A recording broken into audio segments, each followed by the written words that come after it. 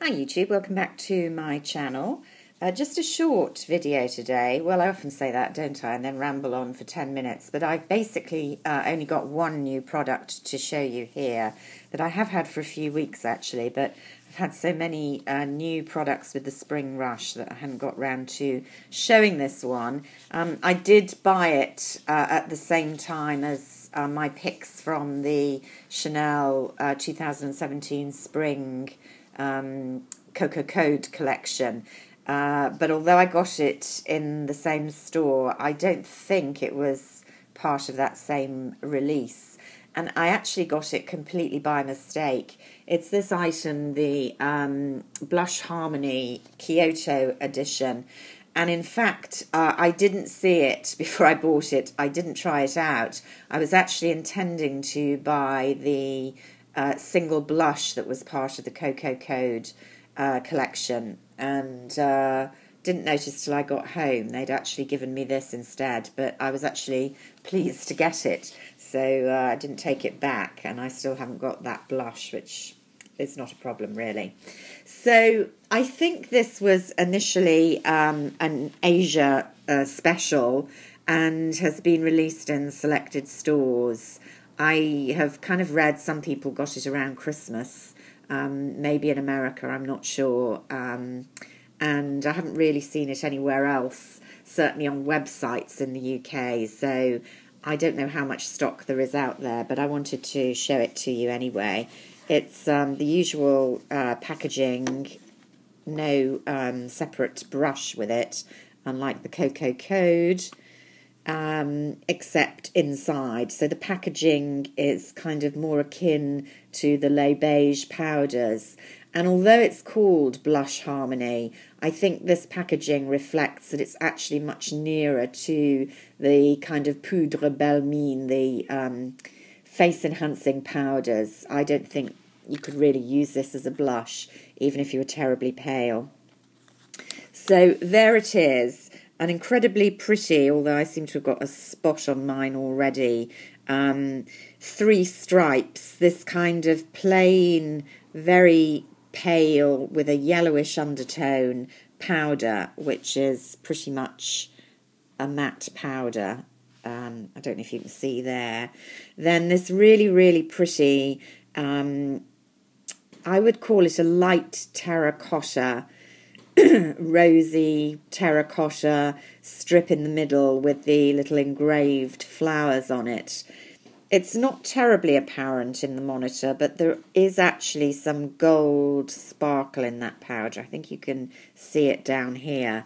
And the engravings on Chanel last quite a long time, even if you use them. There, I think you can see the gold sparkle possibly a bit better when I rub my finger in it. Now you can see that is pretty well pigmented, so you could use that stripe as a blush, and the downside is when you kind of swirl them all together, for me being quite pale, it does make the overall powder, if that's how you're using it, a bit too rosy for my complexion. And then there's a third stripe, which is a kind of pearlized, I would describe it as a not particularly luminous highlighter. So there is a bit of pearl, but I think you can see it comes across as pretty matte. I don't know if you can see, it's kind of creamer rosier than the bottom stripe down there. So I was very pleased when I got this because it's just so pretty. It made me think really of, I don't know if this was last year or the year before, the illuminating powder Infiniment Chanel, which I pulled out to remind myself. Here it is, again, a kind of matte powder. The bottom stripe here is, sorry, I'm being a bit awkward today, a bit paler, I think, but very similar if you've got this one. And the stitched CC, which I think is absolutely exquisite because there's a kind of plain simplicity about this, but with beautiful detail. I just love it as a collector's piece, I have to say. I very, very rarely use it, not really because I want to avoid wearing it down, but these kind of this colour here kind of spoils the overall powder effect. But the two you can kind of see, I think, why they reminded me of each other a bit. So not the most usable product, really more a product, to look at, although I have used it a few times, and I actually think this brush is quite useful if you do want to use it, because, as I say, this stripe really is only usable as a kind of light blush, using it very discreetly patted on. This does work as a very, very discreet, very subtle highlighter, and then this one as a kind of more finishing powder, but you need a pretty angled brush to use it that way rather than swirling the whole thing together. When I was kind of looking what I got similar, the other thing that I'd forgotten I got this, but I'm having a root through my Chanel makeup drawer. This is the highlighting powder, which interestingly is pretty much what they call this one. They called it illuminating powder several years ago now, which, although it was beautifully engraved, I did use a lot. I haven't used it recently.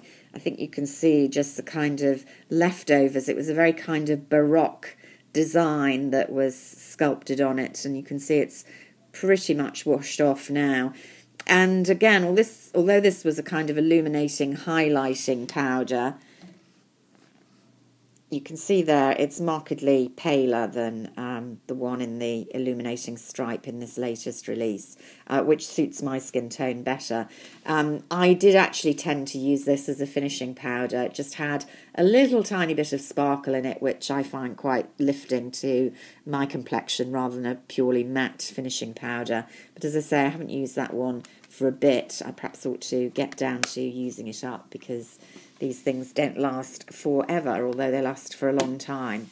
So there we go. Kyoto, just something pretty to look at, not something to kill yourself to get your hands on unless you are a really avid collector. I did want to say, for those of you who wanted the Estee Lauder Modern Mercury highlighter that I raved about last year, I wasn't the only person to rave about it.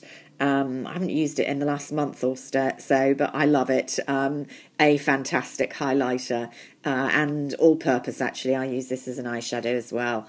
There you go, little swatch if you haven't seen it. This is in-your-face stuff, but beautiful consistency, lovely lasting powder, beautiful compact, very expensive. Can't tell you off the top of my head how much, but be prepared to shell out.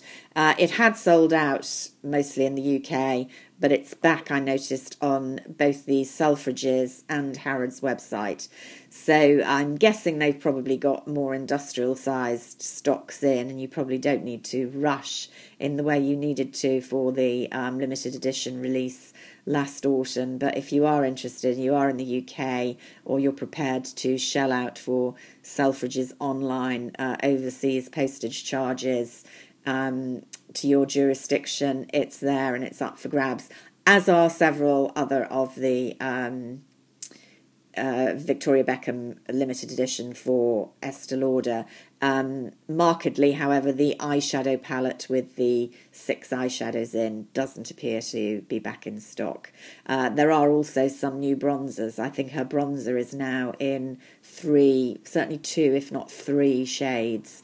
So if the Victoria Beckham orange bronzer wasn't to your taste last time round, I think the new ones are a bit more muted, or there are new shades that are a bit more muted. I think there's a new nude lipstick as well as re-releases of the Kohl eye pencil, some of the single shades that were very popular.